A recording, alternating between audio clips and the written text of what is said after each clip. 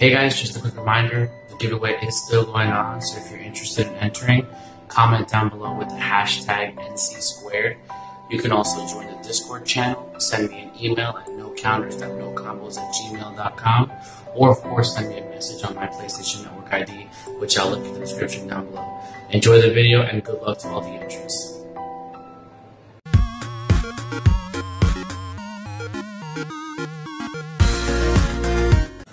What's up YouTube? Welcome back to No Counters, No Combos. I mentioned it before in my previous video that I was going to showcase the deck that I used at the New Jersey Winter State Championship presented by ARG. This was a deck that I was able to take to the top 16 cut. I took 10th overall after 6 rounds of Swiss. And I was able to get my invite to the ARG Invitational in August. So yeah, as you can see, I'm running the Trunks leader, okay? I got this little plastic encasement for the leader. This is not the perfect fit that you guys saw from Peter Catani, but those are on the way and in the mail. If you guys are interested, they're called BCW Mini Snap protective cases, but I ordered 10 of them, so I'm definitely going to have extra. If you guys are interested in the plastic encasement for the leader, just either comment down below or send me a message or an email, whatever you want, and we'll figure out a way till we can get some to you.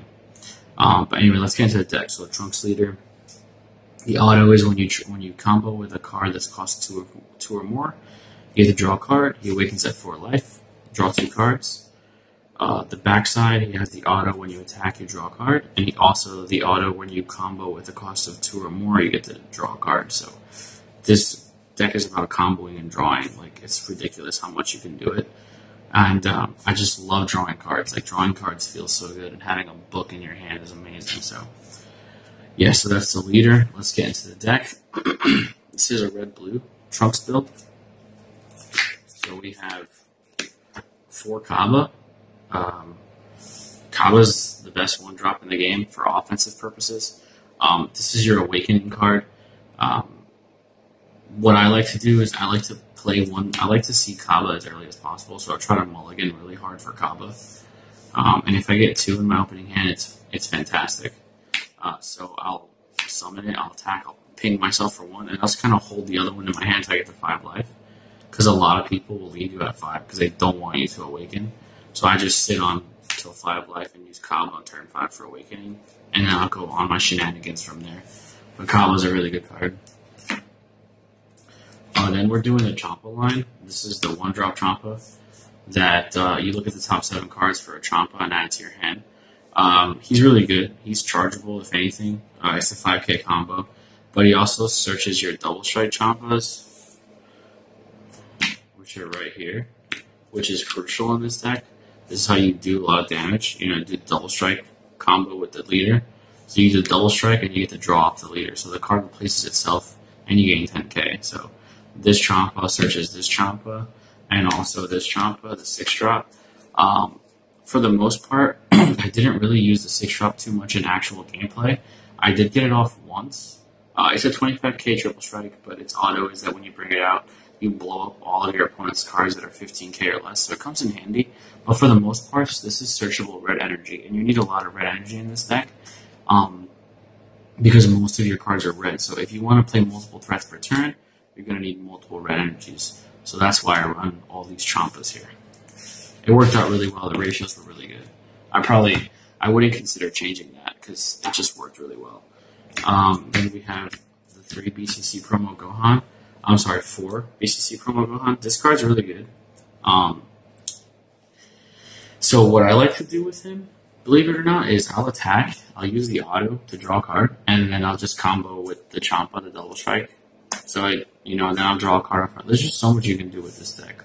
And putting this card on board, it gives your opponent something that they have to attack. They have to get rid of this card because they don't want you to plus every single turn from drawing with the Gohan.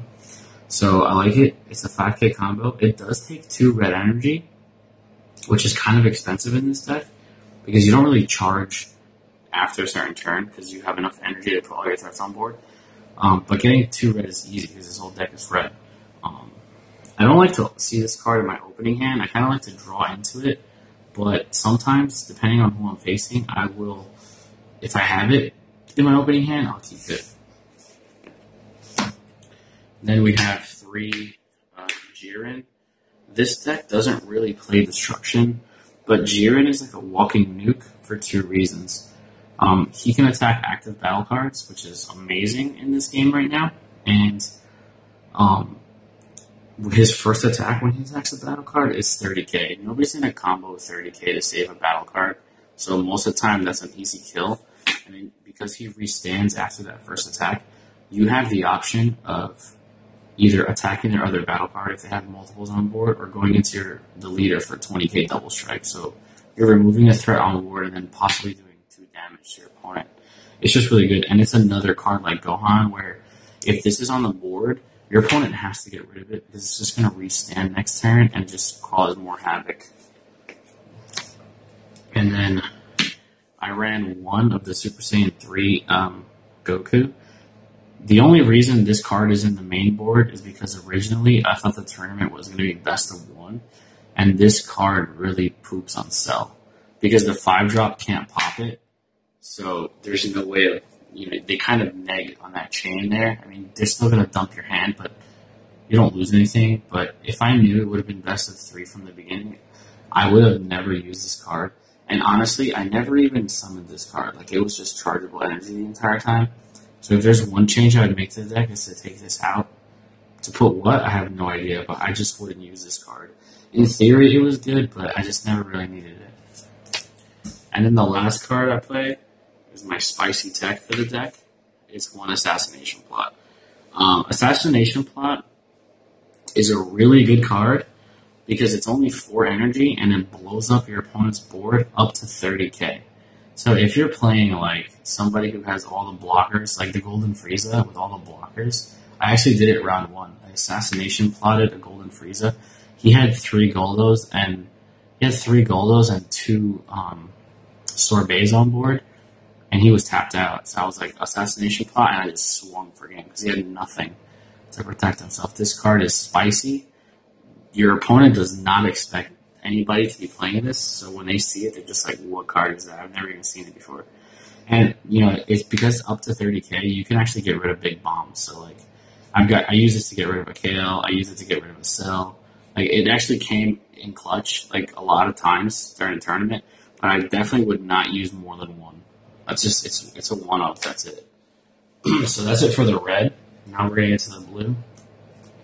The best blue card in the deck is the Untapped Trunks, the Unyielding Spirit. It's just so good because you restand an energy, but you also draw a card off the leader because it's a 2 or more. So it's just a good card. This card never hits energy, never hits board. It's literally just a combo card. Sometimes you have the unfortunate circumstance where you do have to charge it because you need 1 blue energy in this deck. That's all you need is just 1 blue energy. And if this has to be the one, it has to be the one. You have to get that blue energy out as early as possible. But for the most part, it didn't happen too much. But this is such a good card, especially because it combos with the leader really well. And then we have the Freehan. I played 4 Freehans. The blue cards in this deck are more like support cards as opposed to like threats. But this guy's a threat. Like, he helped me in my round 6 against Vegeta. Like, I had 3 of these on board. I just kept pinging for 1 damage every time. It was insane. Like, 15k, a body with 15k is nothing to laugh at. And the fact that you combo and just bring him out in rest mode saves you on defense and then it gives you a body on offense. So it's not bad. Like, this is a really good card. I was playing with, like, whether I should main 3 or 4, but I think 4 is, like, the perfect number. It's just too good. And we have 3 Jacko. So my theory behind Jocko, I don't mean the negates, like I don't mean the Whis, because this is an aggro combo deck. He serves 2 purposes. He's my defense card, and I can also use him for a combo if I really need to. I never hard casted this card. There was a time in the tournament where I was like, I'm just going to summon Jocko and go for game. But I would have been tapped out if I did that, so I was like, let me just hold on to him for next turn, and then I ended up winning the next turn anyway. But yeah, I could have brought out Jocko and used a double strike Champa for a game. It would have been kind of funny to see that. But Yeah, this card's really good. Your opponent shotguns, and then you just drop 4 Jocos on them, and they lose because you just got rid of 40k on board. So that's just how it is. It's just a good card. What? This stopped. Sorry about that. I got a message on my phone. I thought the camera was going to shut off. So anyway, yeah, it's really late, so I'm a little tired if I sound a little down. But this Jocko is really good. You guys should run it. If you're not running the Gates main board, you should be main boarding Jocko's. That's just my opinion on the card. Excuse me. Then you have your super combo. This card is too good. It saves you. It gives you 10k. It draws a card, but with the trunks, it draws you 2 cards because you're comboing. So if you use it on offense, which I rarely did, you attack. You draw for the auto on the leader. You drop the Piccolo. You draw for Piccolo. You draw for Trunks. You just drew 3 cards. So you +2. It's too good. I mean, I usually use these mostly for defense because that's what they're designed for. But if you know you're going to go for game and you know you have it mathematically, just do it. Like, there's I actually shotgunned into a Mai for a game against the Vegito, and I dropped 4 Piccolos on him, and it was just like, you can't do anything, scoop. And so Mai is one of the cards I use on my side. We'll go over the side later, but this card is too good. The new super combo that's coming out in set 3 is really good, but I like this one. I don't know. I gotta see how they interact with the decks that you're running. But yeah, you have to run the super combo. Force Senzubin. This is probably the only deck that I would run Force Senzubin in. I refuse to play Starter Deck Goku. That's another deck that would be good with Force Senzubin. But I refuse to play that deck, so no. But I think 3 Sensubin in all reality is a perfect number. But in this deck, you want 4. Because you want to untap in this deck. And I use this more defensively just to give that permanent 5k to my leader. So it's like 20. So they have to combo over it in order to get damage in. But the reason I use 4 of this card is for the untap. Because you need to get multiple threats on board. But the only way to do that is to recycle your currently used energy. So, like, there were times where I would only have, like, 2 energy, like a 1 red and 1 blue. And I would tap my red to bring out a combo, double strike, whatever. Attack my leader, draw, combo, draw again, and then untap the red that I just used, and then bring out another combo. So, yeah, untapping in this deck is really good, because that's how you get your threats on board. That's it for the blue. Now on to the black cards. Time Patrol Trunks. This card is stupid. It's too good. You could literally Time Patrol Trunks every turn in this deck because you fuel your grave so much with combo that this card is just bananas. Like, it's always live. And it helps you because it reorganizes. And because you draw, you can draw your next draw. So it's just like, okay, so I'm going to Time Patrol Trunks. I'm going to add 1. And if it's like a 10k, like a really good card, I'll leave it at the top. And I'll just tackle my leader, auto draw it. Like, I'll combo with a card and draw it with the leader's effect. So you can, like, manipulate what you're going to draw next turn. This card's too good. It's just too good of a card. And I usually use it as a combo piece. Like, I'll overwhelm it, I'll get the search, and then I'll use that same Trunks as a combo piece because I don't want to lose it. And the last 2 cards I run in the main are the Mass Saiyan. This is my Kale right here. This is Bay. It's a really good card. It sucks it doesn't pop blockers, but it's just too good. Double strike 20k, and then you get him up, you shotgun into him. It's just ridiculous. So that's the main board. I will show you guys the side. I'm not going to go too much detail on the side because it's just like whatever. So we have the 2 pop 10s, I like to call them. This card's really good in this deck because you could pop trouble blockers because the Bardock can't do it. Or you could just pop. Honestly, the reason I cited this card is because my friend plays androids, and he plays an Android 17 Chilling Terror that doesn't allow you to draw when you awaken. So I just pop it. But in Trunks is really good because you draw off the combo. So you pop, draw, so it replaces itself. And you can get rid of, like, pesky blockers like the 17s. The Android 16 blocker, which is really good. I mean, I didn't run into any of that today. I rarely sided this in. I sided this against Vegeta just to get the little, like, the 5k combos off the board. So it did work against the Vegeta, but other than that, I really didn't use it too much. And then I had these 2 Gokus on the side just to do, like, guess, ratio. Like, I would side them in against Cell if I needed to. But again, I'm probably going to take that card out completely. This is the MVP right here, this side. It's a free blocker. So this is defense. I sided these in against Vegito and Vegeta. And one turn, I had like 3 Mai's on board. And there was nothing that I could do. And then the last turn against my Vegito matchup, I shotgunned Mai for game. I got her up to like 70k. It was ridiculous. But this is a good card for 2 reasons. It's a blocker, but it's also a 2-cost body on board that you can combo with the leader. So you draw off the combo here. And it's free because Trunks is your leader. This is a free card. You don't have to pay the 2 cost to bring it out. It's just too good. It's too good. Not 4. You don't need 4 because it's a side card. I don't like the side play sets. It just doesn't make sense. Then we have 3 of the Monaka. The only reason this card is in here is because of 7-drop Cell. 7-drop Cell is a problem. Obviously, after the hand loop, he's kind of dead on board for a turn. But he's still a 30k double strike body, and that's pretty huge. So I'll just Monaka and put that back on your top deck. Or also, it's good for anything that Union absorbs. So like Buhan, I didn't see any Buhans today, but there was somebody playing it, and that card is scary. So like Monaka shits on that card. Ooh, sorry. Monaka poops on that card. So it's just really good.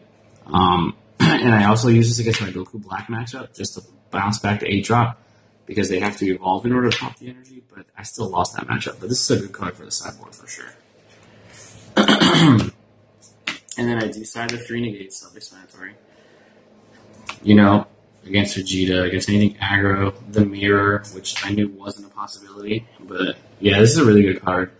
You side him in game 2, and you kind of play more passively. Like if you win game 1, you play more passively game 2. You're set yourself up for a good return on it. So I side those, and then the last 2 are the Mafuba. This is a 2-turn Whis, basically. But the reason I play it is because I'm scared of Cell. And I've played against, like, my teammate plays an Android deck, and all he does is Cell chain me. So, like, what I'll do, but he's smart, so he doesn't do it. But most people, what they do is they Union Absorb up to the 5-drop, they blow up a card on your board, and then they attack with the 5-drop because it's double strike. So the reason behind that is they attack for double strike to put 2 more cards in your hand, so that when they Cell drop, when they 7-drop Cell you, there's more cards being pitched. So in anticipation of that, I just let them attack me, and I'll Mafuba their 5-drop, so they can't Union Absorb for the 7. And then by the time I get to the time this card is off, either I've already won, or I definitely have something to remove it, whether it's Mass Saiyan or whatnot. But that's why I run Mafuba. Mafuba is also really good against like the Goku Black. I mean, it's a little too late, but the 8-drop after it blows up your energy is triple strike. So if you have energy on board to use this, you have to do it. You just have to Mafuba.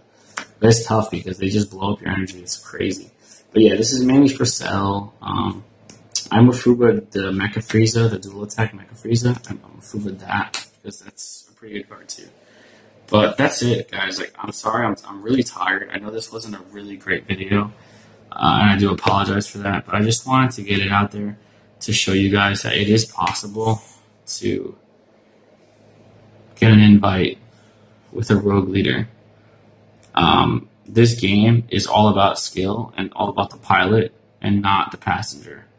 So just keep that in mind. Play what you want to play. Build what you want to build. Don't let anybody tell you what's good and what's bad. You be the judge of it for yourself. And the only way to do that is to play test. The best success comes from multiple losses. You're going to fail 1,000 times before you succeed once. And you can't think of it as failure. To you, there should be no such thing as failure. To you, it should be considered a learning experience. It'll help you rebuild and re-strategize and optimize your playstyle for the next upcoming event. But that's all I have to say about it. Trunks is a good leader. Try it out. There's multiple builds. You can play blue-green. I've even seen yellow with the meta coolers and stuff. So it's a good card. It's fun. Drawing cards is always fun. Comboing is always fun. So try it out. Thanks for watching. Don't forget to like, subscribe, hit the bell so you get notifications when I drop my next videos. I do apologize again for the quality of this one. I didn't mean to swear earlier, or I didn't mean for this video to be a little sloppy, but I just wanted to get it out there. It's late. I have work in the morning, so I'm going to get to bed. But thanks for watching, guys. I really appreciate all the support. And we have a 1K tournament coming up next week, so I'm going to be going to that as well. And I'm going to be running something completely different, something totally new, super spicy. So I'll bring that to you guys in the next coming days. But enjoy what you've got so far. I wish luck and success to everybody who participated or still has to participate in their state championship. If anybody else received their invite, let me know. Let's talk about it. And let's see what we can expect moving forward in set 3. And hopefully, when Philly comes around in August, guys, hopefully I'll see some of you guys out there. Don't forget to hit me up. Don't forget you can message me. You can email me. You can hit up the Discord channel. I'll link everything in the description below. Thank you guys so much for all the support. I really, really appreciate it. But for right now, I'll talk to you guys another time. Later.